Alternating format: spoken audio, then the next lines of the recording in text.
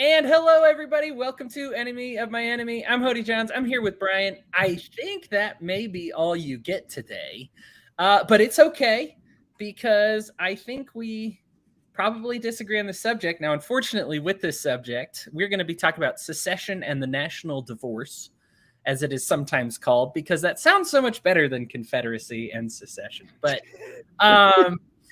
national divorce is kind of the polite way of putting it. And it's just kind of been kicked around. The Libertarian Party National is going public with it and kicking it around. And I'm indifferent. I guess I have put a little bit of thought into it. And so obviously done my homework, done some research, and I kind of understand where everybody's coming down on it, but I feel like I have a semblance of opinion that is going to disagree with Brian from what I understand of our chats a little bit. So we'll see where this goes. Maybe I'll be more firm in my belief. Maybe I'll change it in the middle of the show. This should be interesting. There's not too much to explain. Ordinarily, I give like a long introduction, especially if it's like a current event. But because this is an idea, it just kind of is what it sounds like. Should an individual be able to say, nah, I don't want to be in this nation anymore and reject all their rules and as well as all of their benefits and, all that? Should a neighborhood be able to do it? Should a state be able to do it? And this has come up recently because of the education debate of all things, because it's saying, if we have a public school system, and again, the Republicans and Democrats generally agree that it should be there, should they be able to, when they teach, who gets to decide what to teach them? Because the righties and lefties, believe it or not, don't want you to learn the same things, the same history, and the same economics and they don't want you to sit in the same classroom and be taught something that the other side doesn't like. And I mean, this of course goes across that more than just left, right? If you're a Christian or an atheist, do I want my kids getting taught by an atheist, taught atheist things? If I want to raise them in a Christian household, should they be taught Christian things if I want to raise them in an atheist household? And so I get a lot of this, why public education has turned into this. And I guess for me personally, we have a very good and a very bad example in American history of secession. On one hand, we rebelled from the British. Yeah. On the other hand, the South and slavery and stuff. Ooh, that's tough, right? So what do you think, Brian? I'm going to let you kind of give your thoughts on secession, because for me personally, I kind of come down to, yeah, you should be able to leave, I guess. Yeah. Why not? I mean, that's what I've been promoting as a libertarian for a long time.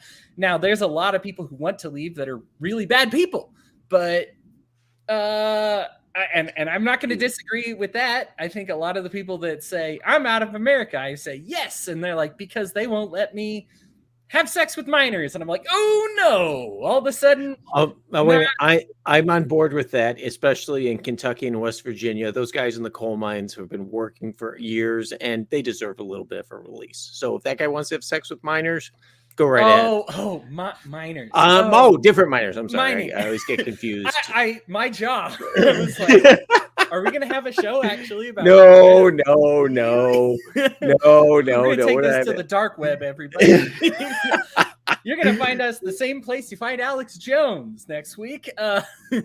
Brian, go ahead and give us your thoughts. I said go ahead, and then I got jokey. But then I just went there. So, the funny thing is about this is that when you have two parties, which is the case, you have two parties in a divorce. So one says, I can't live with you anymore. The other one maybe tries to hang on or says, you know what, you're right, I want to leave. Okay, that's great for two parties. Okay, we have 330-ish million parties involved in this case. And I think if you walked up and down your street and, or any street really, and said, hey, do you want to leave the United States and form a new country? Probably I'd say 40% would probably call the cops on you. I'd say the other 40%, 50% probably slam your door. And maybe the last 10% would get out their phones and say, oh, this is going to be good. I think I'm going to go viral. national divorce, secession is only really popular in a couple of circles, I think. The hardcore, parts of we can't get this country to work right, so we're going to split off. We saw it with Cal exit. We've heard about it with Texas exit or Texit or whatever the heck they're calling it. Texit, yeah. And we've seen it with, of course, white nationalists, and we've seen it in libertarian. They try to get the hashtag national divorce going. But the reality is that you can't sit there and get 10% of the country on board and say, we're going to divorce, because the other 90% are going to go, yeah, maybe not as, maybe we shouldn't do that, because they like the ability to have money to be able to spend that's run by the government. Yes, we can discuss all of the problems with the Fed, but that's not going to be a good enough reason for divorce. We can talk about the ability to travel between states to see families. And of course, the final part is, and this is the part that I always get, is that whenever we see national divorce, they always talk about red states leaving blue states or blue states leaving red states. Well, last time I checked, these red states and these blue states, they're not exactly like 100 to 0, 98 to 2, blue, red, blue. They're 51-49. 55-45. So let me ask you the question, how do you split up a state like that? How do you split up a state like Indiana, who went for Obama twice, voted for Trump this last time, and seriously, just has kind of flip-flopped? I mean, if you want to talk about a good purple state, Indiana tends to fall in there. And oh, by the way, we throw in, the Libertarian Party in Indiana, which has been honestly pretty successful. Especially with the rainwater campaign and governorship. He came in second in 33 counties. So this national divorce thing gets really confusing, because what is the point of the divorce? Did the red states cheat on the blue states with Mexico? Did the blue states, have a little fling with Canada? None of this really makes sense. And when you get down to it at the end, you're just sitting there going, it's just people wanting to form another little fiefdom, their own little fiefdom, where like-minded people can be in charge and they can have their little money. But the problem is they don't think about the long-term consequences of doing that. But the best solution, obviously, of all of this is not a divorce. It's to tell your parents to get the hell out of your lives, namely our politicians, and to let us live our lives. And I think that if we had a government that was more in tune with that, which, by the way, I think polling's like 60-70% that the government kind of sucks in the U.S. I'll have to pull the numbers, but faith in Congress is, approval ratings like 15% for Congress. I could be wrong. The problem is not that we can't live with each other. We just can't live with the people telling us what the hell to do. So we fix that. I think all this national divorce talk just comes to a screeching record screech type of halt, just because there's nothing else to do at that point. Then it's like, okay, you can go live your life. You want to go ahead and raise your kids in a Christian theocracy at your house? Go for it. You can do that. Of course, if you're like Warren Jeffs, society might want to come in and say, hey, you know what? That gets back to that whole minor thing we talked about at the beginning of the show. So there better be a coal mine there, because you're not going to be able to have sex with minors. Sorry. Yeah, so let me bring up one comment we have here, because I think we can do this and move on, because I think we probably both agree on this, that Reinhold, hi Reinhold, by the way, has to say, if you want to leave the country, fine, go ahead, but they want to have benefits here without following any of the rules. And there was another comment here, Ron, talking about money issued by the government. I do think if you're breaking off, that's what you have to consider, right? You're off of the monetary system.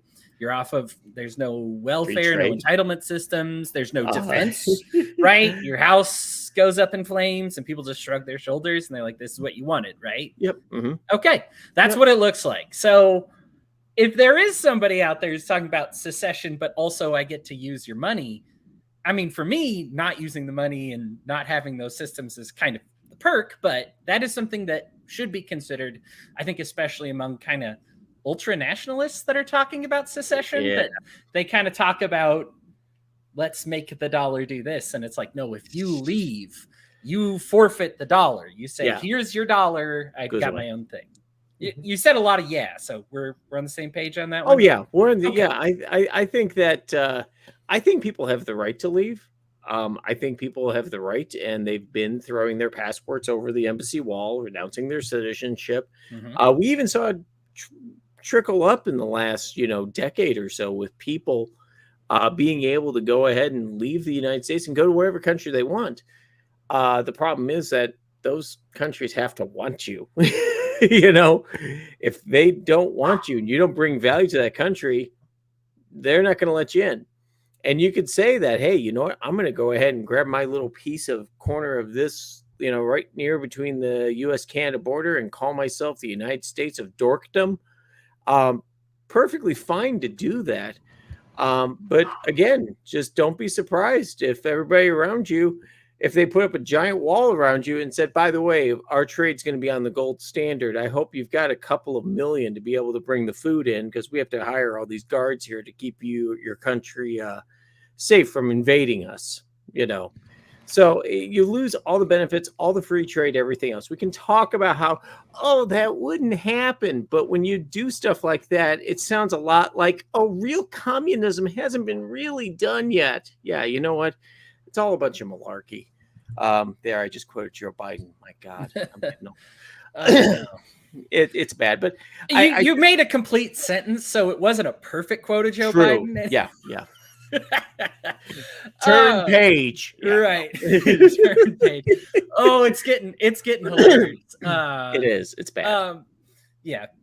Hilarious if you don't live in the country or are one of the countries that has a bomber overhead. Other than that, it's funny. I think that I agree with all of that. I think that there's a lot of people that have in their mind what secession will look like. Right. And they tend to think it's going to be my utopia. And it's like, well, that's going to be tough. Now, the first step we have on this one, and usually the reason we're touting this around, is should the national government allow people that want to leave to leave? Yeah. And I believe that they should. They won't. So one of the issues here is, and Reinhold brings this up as well, is if you have enough people to leave the country, you probably have enough people to change the country in a way that you would like. And so that's why you keep getting the same system, and why people talk a lot about seceding, but it's not going to happen anytime soon. Right. And so I think that is one of those, this is a very popular topic in libertarian circles, because we love to overthink things and dream about things that aren't very likely to occur. And it's a little popular in Republican circles right now. And it's Cal exit. They tried putting it on the ballot. Right. And then some Democratic circles as well. It gets some modicum of popularity. But I think you will see these come up, and even throughout, if you think back to your last 20 years, those who are as old as us, you'll have seen this come up several times, but nothing ever comes of it. And, Brian's kind of told you enough about why nothing ever comes of it. Now the government should allow people to leave. And I think that we as libertarians can unite and be like, hey, they should allow states to be separate. But a lot of these states, in the nature of the way they want to secede, they want to keep some of the benefits, some of the money. And it's like, so we have to make a push both for the federal government to change the way that they overlord things, and also of the people who make the request to leave. We have to say, hey, you've got to kind of tighten this up a bit. What does leaving look like to you? What do borders look like to you? And I hate this, because this is something we got to get into again. You talk about the armed guards, and we want you to pay for it. If we're going to have armed guards outside your country, again, that's them using their totalitarian force, but we live in a totalitarian world. So you have to deal with that reality, or else you're just kind of having debate for the sake of debate. They're going to do this.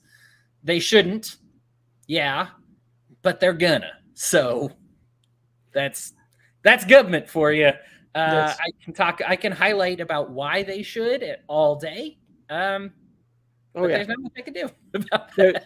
There's valid reasons that we would love to see states run a lot of the programs that the feds run, just simply because we see a lot of problems in the feds and the way they inflict them upon the states, whether it's education, the drug wars, things like that. We would see a lot of changes, but there's other changes like certain rights that tend to get screwed up by states, namely the current Dobbs case overturning Roe v. Wade has created a complete and total literal shitstorm on the interpretation of law, especially laws that were poorly written with the idea of one day Roe will be gone and we'll have this crazy law. Oh, it'll never be gone. That crazy law will never take effect. Oh, wait, now it's gone. It's taken effect. So the reality is there's a lot of things that we could be doing differently on the federal level. And the funny thing is, of course, is that most people don't trust the federal government. There's times that they can do a good job. It's very few and far between. And I know some libertarians are right now reeing in the corner because I said that sometimes the feds can do a good job. But it is very rare. They tend to either bomb it, screw it, or just throw money at the problem for it to go away. And those don't really ever fix problems. They usually just cause more. It's just like normal life. So it would be nice to see people that have that energy for a national divorce to really just start pushing state and local legislatures to start taking back that power. We saw it in Colorado and Washington with drug legalization, and hopefully we can see it in other realms, because right now the feds are powerless if enough states stand up against them and go, that's enough. And it's there. The power is there, and it's shared across all political, beliefs and things like that they could stand up against the feds, and they could. Yeah, I find that the secession talk is a little like talking about going like, hey, wouldn't it be cool if we got all the way around the monopoly board? It's like, yeah, but there's a lot of stuff in between that you got to kind of address first, right? Like there's a lot of go to jails and a lot of chants and utility cards and all that you got to deal with, on the way there. I'm not saying that your end game is wrong, but instead of jumping, hey, let's do that. Like you mentioned, Brian. So great example of why this is such a difficult thing is virtually every, and this is by design, the state is evil, the nation, of course, but by design, every county and state is in debt to the federal government, everyone, right? I mean, and so if you decide to leave, the government's going to be like, you owe us American money. And if you can't function with American money, you're not allowed to if you secede, you're not going to be able to pay back the debt. So you have to pay this back. So if we're going to talk about, where to start, maybe encourage your county and states to start being like, hey, those federal benefits they kick at you for, it's just a real discounted, real nice, real pleasant. Maybe it's time to start rejecting some of those. Right. There's been some very libertarian congressmen who have gotten into this trouble with their counties for this reason, because they accepted a whole bunch of free help from the government that comes with just a little bit of debt that's tied in there. And of course, and it's not just raw debt. It's also, hey, if you have an interstate road in there, we paid for your road. We helped. And even if you think it's not an interstate road, it's just your county, odds are, if you look at the bill of who paid for it, at some point, a national or state thing is going to pop up on there, right? Mm-hmm. And so you're just going to be like, I didn't know. Well, a lot of people don't know, because this is a monster, right? They even call it the creature from Jekyll Island, right? Like, this is a monster. It gets its tentacles everywhere. And so there's a lot of things to do in between the secession and, or in between where we're at now and secession, I guess. And it's like that. Now, I like that the direction you're going. You're going to say, if you're going to talk about this, what are some things you do to make it a reality?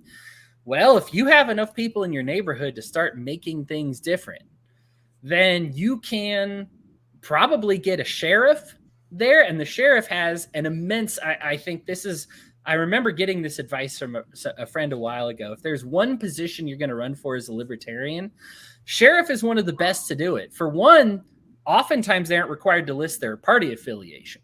So if you're a libertarian, that can be a benefit for you, because all they get is 3 names on the ballot and they're just like, I don't know. So first of all, there's a likelihood factor.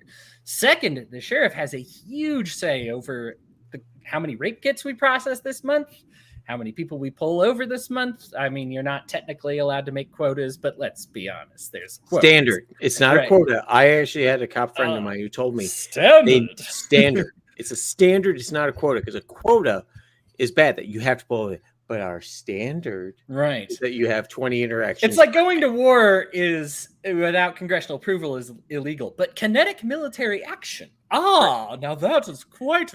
You don't need Congress for that. You don't need to drop 20 bombs a day. You just need to go ahead and make 20 deliveries per day.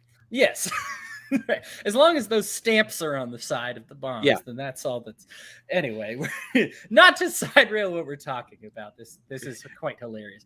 But, that there's a lot of things that you can do, and I throw out sheriff as just one of many options. But I remember hearing this and I was like, wow, I wasn't aware the sheriff kind of had this kind of direction and power. And that's a great place to start. And hey, if it goes right at the sheriff level, you're going to start to get a lot more people on your side. And all of a sudden, because that's a lot of people have a hang up about how the sheriff would work with liberty, right? How law works with liberty, how protection and justice and everything works. If you can get that area figured out, then all of a sudden you get people saying, hey, maybe we're going to do all right here. Maybe we'll be okay. No, and it's true. I mean, obviously law enforcement is the biggest one because they have the biggest influence on liberty. If you're not going to be a sheriff, go for the district attorney's office, or as you had posted with Reinhold's post earlier, if you are so set on leaving this country, this state, this county, go to a city council meeting, find out who your local rep is, and start sitting in and start figuring out ways that you're going to plot and take things over or get yourself thrown out of the country, because that's going to be your first step. You can't just sit there and put a flag and go full, I have a flag, therefore this is my land. That's not how it works. Unfortunately, we've got legal precedents in place, and most of your neighbors who really do not want to see a 900-foot tall barbed wire fence next to, keeping Fluffy out or whatever. So it gets back into the whole thing. If you want to live by yourself, and have no laws on you, generally go buy 40 acres in Wyoming. 40 acres in Wyoming you can get for 17 grand. Drag a road out there, live off the land. You could do all that. There's nothing stopping you. We have the Free State Project in New Hampshire. Go be a part of that, because it sucks to say, and it's like, well, I don't want to move. Well, your neighbors may want you to move if you're that much of an asshat. And I hate to use that term, but I see a lot of people who talk national divorce want to inflict it on their neighbors for their own good and not for, I want to make this place better. I'm a bit more sympathetic to people who don't want to move, because I think if everything were philosophically correct, you would not have to. But it's like saying, it's like falling in a rhino pit and wishing there were no rhinos in there. It's like, well, you're in the pit now. Yeah. So I mean, we can wish to the high heavens there were no rhinos, but they are there, and we can wish there were, there's not an angry, aggressive animal there. Now, I'm not saying that nobody here is going to be like, no, the rhinos are okay. At least nobody in this chat is going to be like, yeah, it's cool that there's this authoritarian monster, but there is, right? So instead of just dreaming that it's gone, look, we all want to be rid of it. Right? We all want it to be gone. But what do we do in the meantime now that we're surrounded, we're in the rhino pit, and we don't want to get charged, right? There are things you can do to survive in that situation. Yes, we all wish we weren't in that situation. Every one of us. We wish we didn't have to do these things. You shouldn't have to move to be free. You should be able to live your life freely. But this is the world. This is the world that we are in. And you're not going to be able to wish it away. The good of philosophy is you can tell somebody why you shouldn't be in this situation and they can help join you. But we're dealing with matters of practicality right now, and if you practically want to leave the nation, these are things you're going to have to do. Again, not stuff you should have to do. The whole public land system sucks. There's corruption to high heaven with it. There's a lot of things the government has done that makes this whole process of leaving nearly impossible. It's actually amazing. This is a lot like the Brits. Yeah, we'll help you with that French and Indian War. Oh yeah, for free. Don't worry about it. Why are your troops not going back overseas? I said don't worry about it, right? Yeah. Right. And this is the same thing, right? Now, was that a peaceful revolution? Was the American Revolution nice and peaceful? Now, we had the advantage there of at least being overseas. We don't get that advantage anymore. There's also now nuclear weaponry to account for, and there's it's very difficult, right? So now I purely advocate for peaceful protest, even if you have the right to do violence. I don't believe you're going to win, and I think the rhino pit here is a good example. I don't think you're going to punch a rhino to death. I have a question. Go ahead. I have this rhino pit thing has been bothering me. Is that pit full of like zombie John McCain's or something? Or Mitt Romney's? Oh, look at you with the wordplay today. Miners, rhinos. I'm just seeing zombie John McCain's coming up, going, I'm a maverick. Oh man, Bob Dole, yeah. Bob Dole, yes. There's a lot of good rhinos. Mitch Daniels, but I wouldn't call him a rhino, and I wouldn't call him a rhino at all. I'd call him actually a real Republican, right? He wants small government, and if Chris Spangle's listening to this right now, I'm sorry, Reagan. He's not gonna be fun tonight after hearing Mitch Daniels' name. But it really is just kind of maddening. It's like all this energy being put into the idea with breaking up the country. What is your end goal? Is it better, or is it that you just want everything to go your way? Because that's what the Christian theocracy wants. It's what the white nationalist wants. That's what the black nationalist wants. Everybody has this great idea of how this country should be put together. And a lot of them, just on the basis of the libertarian principle, has always been just leave everyone alone and let them live their lives. And generally, we figure this crap out pretty well.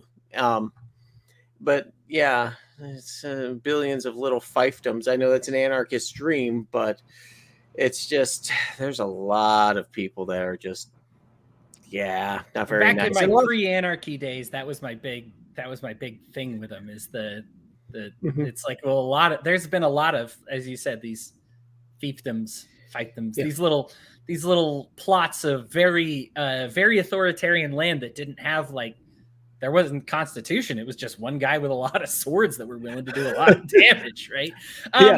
I'm going to take a quick break because I don't want to forget our wonderful sponsors. So hang tight. We aren't quite done. I have a good hook for this subject when we come back.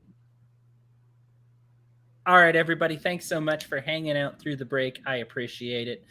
All right, so you bring up another good point, and one of the things is sometimes there's a libertarian issue that is very principled that is not necessarily great for us to bring to the forefront because of the way it is. Now, I think a great example in this one, I don't know if I've used this on the show before, but I think it's a good example, is the Martin Luther King Jr. with the Rosa Parks protest.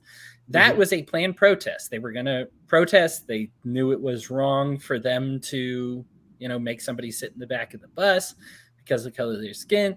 He had it ready to go. He was prepared. He knew he was going to say. What they did is they waited for an example. And the first two examples they got, I think one of them was like an unwed mother. And he's like, well, this is, unfortunately, we're not going to get enough unity on this if it's an unwed mother. We're going to lose the Christian support.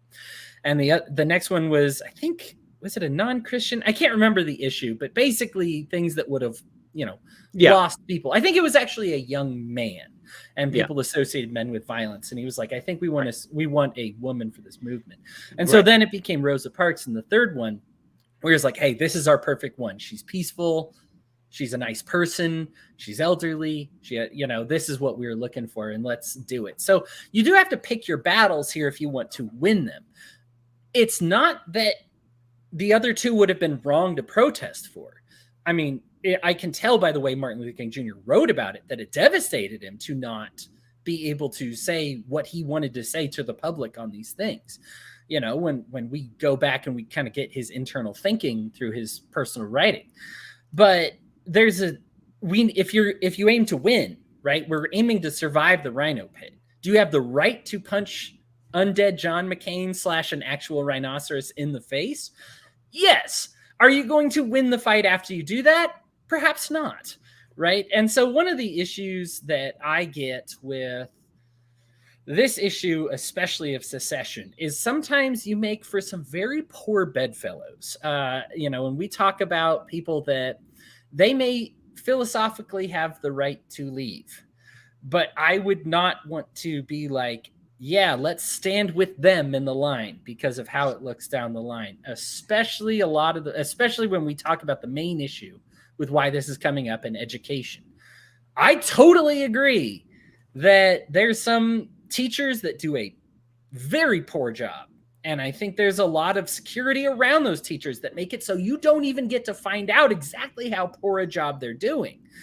Terrible things. We should absolutely fix those things. You should absolutely be outraged. I know I have. You should talk about them on social media. You should bring them up and being like, look at this. This is absolutely bananas. And I'm talking about both the left and the right, by the way. This is there are some left-wingers, liberals on TikTok calls them out a lot, but they are teaching your kids, and they should not be within 100 feet of a public building. And then there are some righties that are like, hey, we are going to teach you, we want our kids learning, about Christianity and that fable of anything else and all that darn the way they teach math these days and shaking their fists at the sun. We want these people teaching your kids. Well, if either of those sides is promoting a national divorce, I may support their right to do it. I would not support the reason which they want to do it. We go back to the South, the Confederacy. Should you have a right to leave the Union? Look, a lot of people think, and there are some points to be made here about Lincoln being a huge authoritarian for saying, no, you may not leave under any circumstance, no matter what you do. Okay, point taken. But if the reason you want to split is for slavery, when you get your ass kicked, I'm certainly not weeping when I read the history books when slavery was such a core component. Don't let anybody tell you otherwise. This was a core component of the issue, right? And so when you were like, we are leaving so that we can have this, I am not going to stand with you. A lot of you were now look, we talk about politics being downstream from culture. Great, you seceded, but you seceded so that you could promote an authoritarian public school system. Yeah. Nope. That's going to either lead to something that's just as bad or be just as bad right off the bat. Go ahead, Brent. It's funny because you're bringing education into this, and actually, the Fifth Column had a great podcast this week. And I can't remember who was on, but they were talking about really poorly vague laws once again, which is it's the problem that we see in this country is that if you're going to write a law, make it sure that it's at least nuanced enough to capture changes in society and not hurt people just by getting dragged into it. Like, the dog hit your car, because we were walking by. And so I'm going to destroy your vehicle looking for some pot. Oh, there it is. Well, guess what? You're going to jail for 20 years or something like that. That's not what they were trying to do originally with the drug laws. But of course, government, the police, DA's offices, things like that wanted to get tough on something. And that's what they got tough on.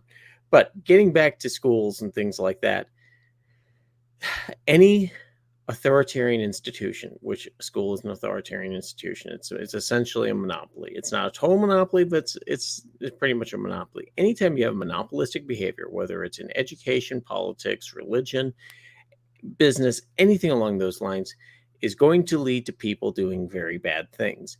And when you cannot question those bad things or can't get away from those bad things, even worse things happen usually because the bad behavior is never punished, just as we saw in the Catholic Church, just as we see in some of these schools.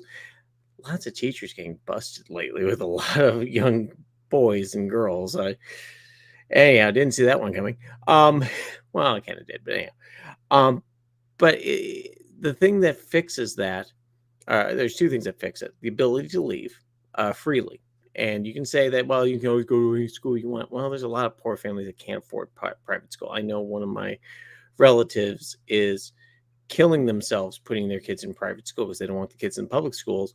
And it's a massive burden on them, but they're making that investment for their children. There's a lot of people that can't do that. So that's the one thing, especially since how their money's getting taken anyway by the public schools.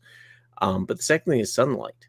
And the ability to call out bad behavior and hold people responsible for their bad behavior. And I'm not saying the same thing again, where it's like, well, that teacher that slapped that kid's face, he should lose his pension and be fired and flayed and blah, blah, blah. I have a feeling the kid was probably being a little bit of a smartass. Should he not be in that job? Yeah. Should he keep his pension? Probably. 30 years. I think losing it, one moment, he didn't kill the kid, didn't pile drive him into the ground. But that's the kind of sunshine that we need sometimes, and say, you know what? Maybe this is getting to be too much for it. It's time to retire. And that's the kind of thing I think we need to see in this. And it's very tough to legislate that. It is. It's very tough to legislate. But if your kid gets smacked by a teacher in school, you want to take him to another school? Go for it. You have the ability to do so. Well, maybe you do. If you're rich enough, if you have enough money, if you're willing to make those sacrifices. If you're unable to make those sacrifices, you're stuck with that teacher, that shitty school who doesn't want to fix anything. So, this is a good one Morgan wrote. Someone wants to leave, especially someone with repellent views. Why would you want to force them to stay? Well, here's the question. No one's forcing them to stay. You can go to whatever country you want to. It's not that hard to get to Mexico. I think transportation now is at an all-time cheapest it's ever been in society per mile. You can go to Mexico, try to get in the country, renounce your U.S. citizenship, try to become a Mexican citizen or whichever citizen. I think you're going to find the process is pretty tough. And if you're going to say, well, I'm going to be a citizen of the United States of Dorkdom right here at my house and my little piece of property right here, that's fine. You can try to do that, but just don't be surprised no one wants to engage in trade with you. And you're saying they're wondering why the heck no one wants to trade with me and I can't buy any food. And, if you want to hold your principles that way, that's one way to do it. But just seems to be self-ending, if anything, in the end.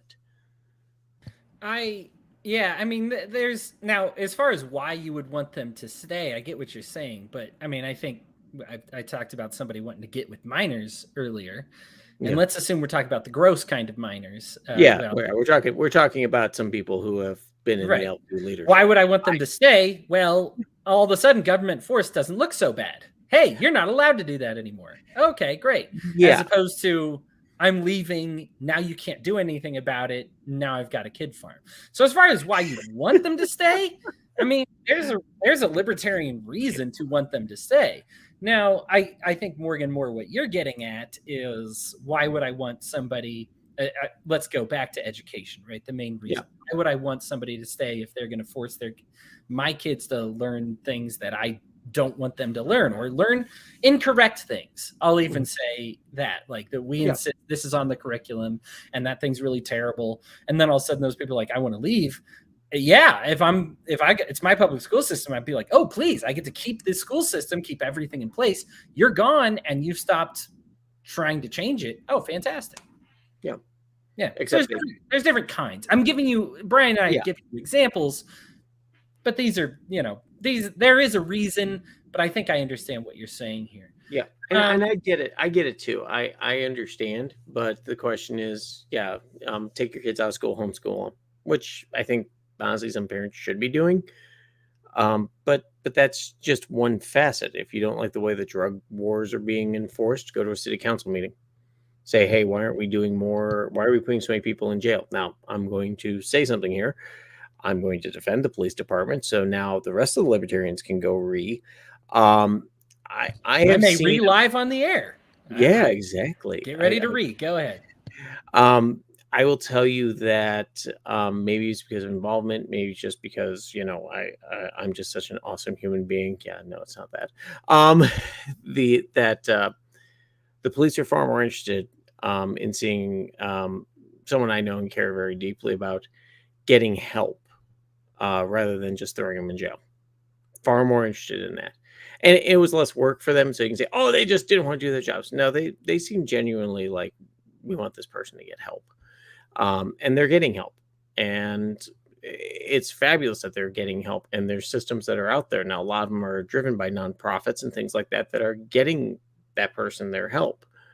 But, the thing is this, we always want to think, big evil, everybody is always this. The cops are always, all cops are bastards, blah, blah, blah, blah, blah. I know a lot of cops, some of them are bastards, most, good chunk from maybe, I don't know, depends on what day they're having. But there's some that aren't. The 370 that responded to Uvalde that stood around until the one went in and kind of said, "Forget, we're taking this guy out." I think that he's probably the one that probably should have got a good paycheck for that. I did find out though, the one that was checking the one that everyone was reading about checking the his cell phone phone message. one. Yeah, the cell phone one. And then you find out, oh yeah, he was texting his wife who was dying in the classroom. And yeah. And trying to find it. And he had actually already tried, and other police officers stopped him and had taken his gun. Right, exactly. That is, and so he was actually, they stopped him and disarmed him from entering. That is something the police department, so I feel bad for ripping on the guy. Obviously, somebody on their cell phone doesn't look good. And actually, there were many cops on their cell phones to rip on. But hearts out to Officer Ruiz there. Brian, I think you're bringing up a good point. Now, this is going to be, we got time for a tangent. I am going to bring this back to the secession talk, but I think that what you bring up is important. I think what we can learn from what you're saying about the police department or police in general, as people, I guess, is important. I think one of the things we learned from the Milgram experiments is basically anybody can be coerced into doing terrible things overwhelmingly. I mean, we're talking 99%, 90%. You look at the terrors in Vietnam and you just kind of think, well, those people must not have been human. As libertarians, that's the easiest thing to say, is to just be like, those people were just inhuman monsters, and now it's a collection of inhuman monsters. I think the thing to note about the Milgram experiments is nobody felt great about it. They didn't want to be doing it, but they had some coercion applied. There was I thought you signed this document. I thought you were going to be honest with your word. I thought you were going to be doing this. What I see when I see police officers is people that maybe had the illusions of being a superhero, and unfortunately their company got bought out by Lex Luthor. You know what I mean? And so they accept Cody, a lot you're hitting of the too times, close here. Hang on. right. That hurts. And listen, I think, and as libertarians, and yes, you're correct. Again, this is a matter of philosophically correct versus, what is going on in the world. Right. As far as, are these people responsible for their individual actions when they do evil things? Yes, they are. Okay, great. Wrap that up. You got it. Correct. Move past it. What's next then? How do you get all these people to stop? Well, is it just by telling them they're evil and reeing in their face? No, they are human beings, a lot of them like you and me, because as the Milgram experiments prove, a lot of, pretty much anybody can be persuaded to do something very bad if enough coercion, what do you call it? I mean, it wasn't like they were even offering them more money. It was segmentation. If you're just doing your job, you're just doing this little piece right here. And yes, it leads to us swatting the wrong address in grandma's house. Right. And you were the one that was supposed to check the address, but we're not going to hold you accountable unless it's politically convenient. Then we're going to throw you to the and wolves. Maybe these mistakes are bad, but it's worth it to live in an organized society or something like that. There's tons of explanations that statists give themselves. Again, libertarians won't give it to them, but that doesn't change what is. So how do you convince then a cop to stop being a cop? I mean, on one hand, you have the crazy libertarians being like, well, if we just convince them all to retire at the same time, there won't be police anymore. That's a cool dream. And you know what? I'm not saying that it's a bad tactic in all cases. There are many cops that are convinced to retire, and that's good, right? But they are replaced, right? Almost immediately. I mean, I know I had one friend, and people may remember this because I got to talk to FBI agents about this, but who claimed to be the Dallas shooter. He wasn't. He was talking out of his ass. Yeah. But he claimed to be the Dallas shooter. And the reason being is because he believed that eventually he would kill enough police officers that Dallas would just stop. People would stop applying for the job in Dallas. Now, of course, he was legally proven to be full of crap and wasn't actually doing it. Mm-hmm. And at the same time, it didn't work out that way, did it? Dallas isn't exactly police free, is it? Right. Yeah. So please. There's worse departments, though. I mean, go smart. So don't go for Dallas. Start with Albuquerque. Albuquerque Police Department is one of the worst, highest percentage of people being killed for stupid reasons, such as throwing tear gas canisters into a house, setting it on fire, killing a 14-year-old. Oops. 14-year-old did it himself. If you are going to be violent, please keep your violence targeted. Mhm. And again, I will not advocate that, because that's not my kinds of means of revolution. Again, I still find that to be like punching the rhino in the face. Even if the rhino deserves it, you're still punching something that's much greater than you. Zombie John McCain. Zombie John McCain is going to eat you every time. Yeah. All I can think about is beating to death undead Republicans, but we'll have to move on from that libertarian fantasy real quick.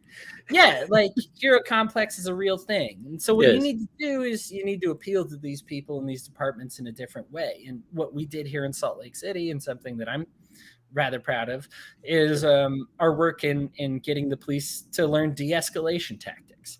And it's been immensely successful. At one point, I think we had the fourth highest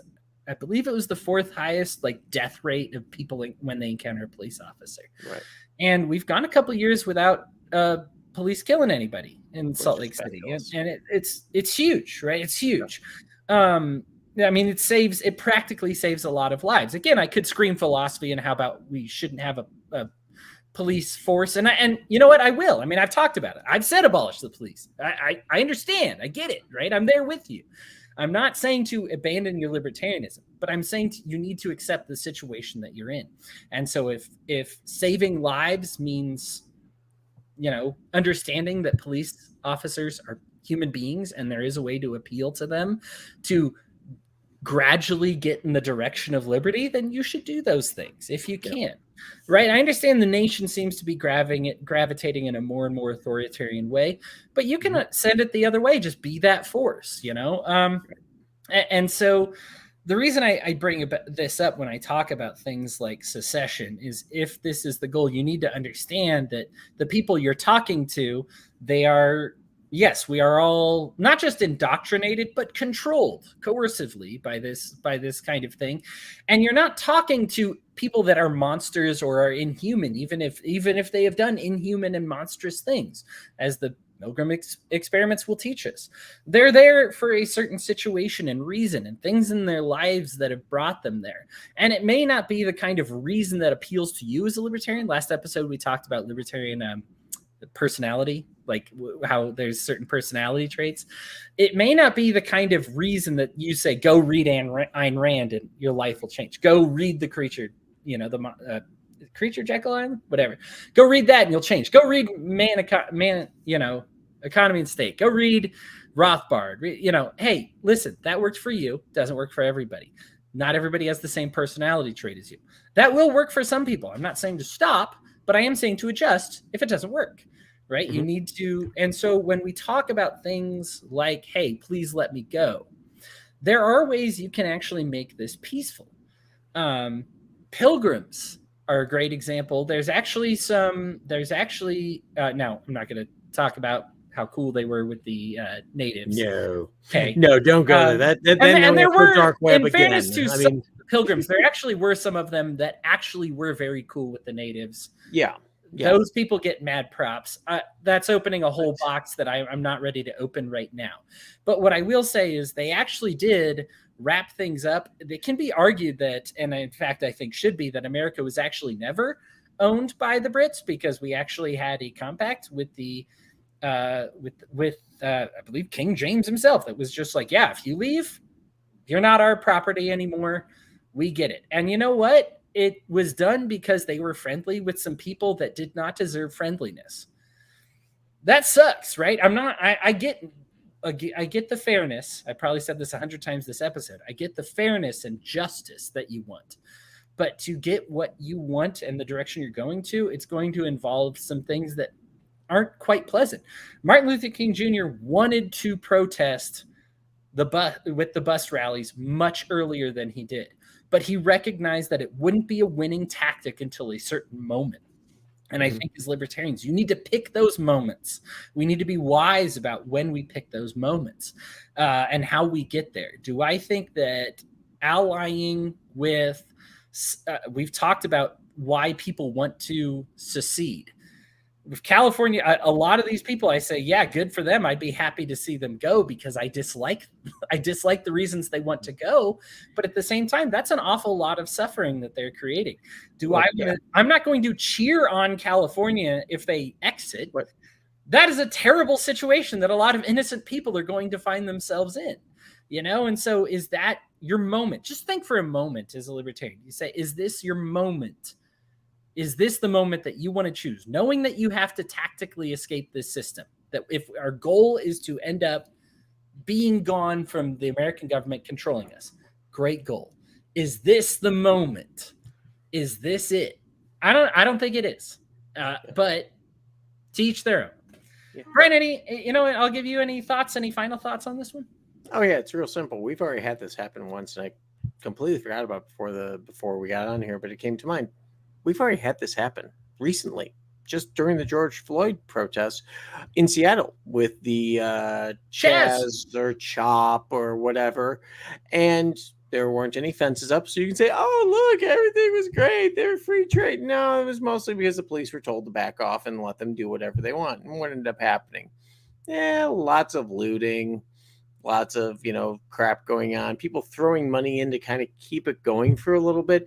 And then it totally collapsed when there really wasn't enough food and people were trying to kill each other and just, and little warlords kept popping up and stuff like that. I can't remember the one guy who was out there kind of doing his little Mogadishu special, holding a gun out, like we used to see in Somalia, which of course is some people think it's a libertarian paradise, but nobody really wants that. If you want that, then if you want to have the ability to say I have enough guns, therefore I can make my own rules, there's plenty of places in this world for you. Pakistan, Somalia, Central Africa.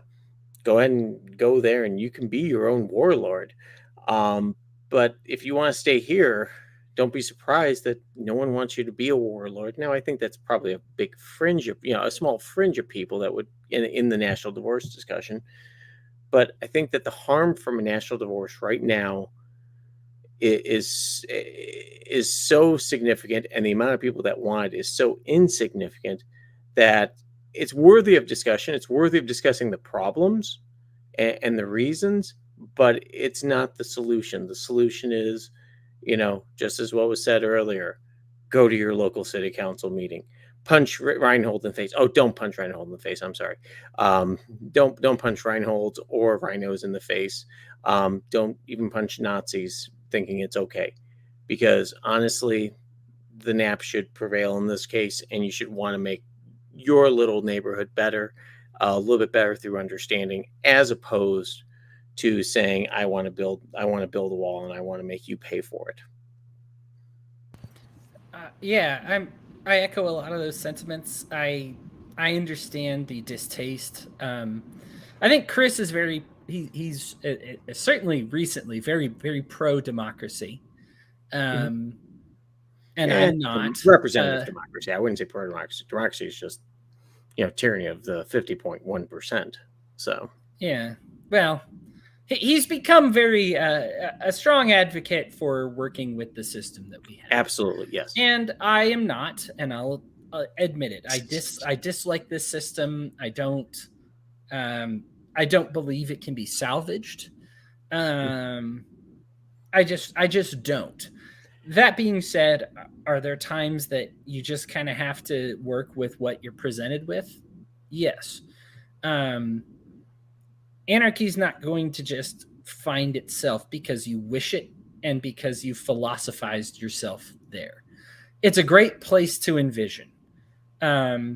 Libertarians are great at envisioning this future, and reasonably so, because we get asked a lot about, well, what would the future look like without this thing, without this? What would it look like if we didn't have government systems doing this, that, or the other? And it's good that we're able to answer those questions.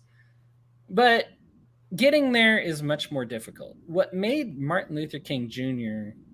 a genius wasn't that he had the future. He knew what he wanted in the future. What made him a genius was he knew how to get there. And those are really, that is so, I have so much respect for the man in that area of expertise. for those of you who are heavy Christians, a lot of it is detailed in Daniel and Ezekiel and Jeremiah, the area where he had like the 3 prophets at once, right? They actually all go into a bit of discussing how do we get out of captivity now that we're in captivity. It's a lot of reading, but if you're, Christian or Jewish, these are great areas of information. And I think the philosophy still applies. It's one of the very few times in human history we can actually point to a government that without violence said, yeah, go ahead. And a people that they had slaves. I mean, these were slaves, and then, subjugated peoples that ended up making themselves there. And what did they do? It wasn't disintegration that got them there. It was actually extreme integration. There was a point when, the king of Babylon looks around. He's like, my best writers are Jewish. My best advisors are Jewish. My best gardeners are Jewish. My best soldiers are Jewish. Oh, crap. These people might be worth more than what we are saying that they are worth. And maybe now with them being that integrated, that there comes a point when they say, hey, now that we've proven our worth, may we leave? And the king, who had absolute power to say no, said yes. And yeah, there's a bit of a conversion process, and there's some other stories that are also worth examining, but I wouldn't have time to go over them here. But that is a time in human history that you can point to a nonviolent revolution leading to a king allowing their slaves to go and form their own nation. That is extreme. That's what you're going for, and these are the things you're going to have to mimic. It is easy to just say, God should just make it so. Well, he's not. And sometimes he chooses for you to be the body of Christ, the body of God, and do what needs to be done. You are setting the table for future generations. I know what's the saying for the Libertarian Party, the world's set free in our lifetime. I'd love it too. Okay. But lifetimes are one day at a time. Okay. Mm-hmm. And so let's work with the system that you have that you hate, but accept that it is there. Accept that you are in the rhino pit. Accept that a rhinoceros is there and doesn't like you and may charge at you at any time. What are you going to do to get out of the situation? We've analyzed that the rhinoceros should not exist. We analyzed that the pit should not exist. Great. You're in the pit. There is a charging rhino. Now what? Okay. So this is why those are things for you to consider when we talk about secession. Is right. I think Brian and I actually I thought we were going to disagree a lot more than we did. It seems that we agree on this. Yep. But the particulars of getting from A to B are a lot more difficult than just saying, let's have it. Yeah. Your 140 character limit on Twitter is not going to detail how we get from A to B. And it's going to require a lot more thought. And I'm not saying that you can't. Martin Luther King Jr. put a ton of effort into it. The books of the Bible put a ton of effort into it to talking about how to make this a reality. So study them, read them, learn what they learn, share this knowledge with others, craft a plan, and set it in motion. Simply asking for the end isn't going to get you to the end. Everybody wants to look great, but doing the work it takes to look great, I don't really like doing that much either. I understand, it's not a lot of fun, and there's some things that maybe are unfair and you're dealing with genetics that you shouldn't have to deal with. Okay. How much do you want to look great? Then is the next question. How much do you want this end world? Are you willing? It's one thing to just say it on Twitter, but do you want it enough? Do you want this national divorce enough to do the work? Everybody, thanks so much for tuning in. I really appreciate it. Thanks for crashing in with us. I will be here next week. And then I won't be here for maybe a couple weeks after that. I'm going to Colorado to fix up a property and visit some family. So please tune in next week, and then you may enjoy a break. So don't give up on us just yet. Brian, as always, awesome talking with you. You too, Odie. Everybody, have an enjoyable evening. Bye.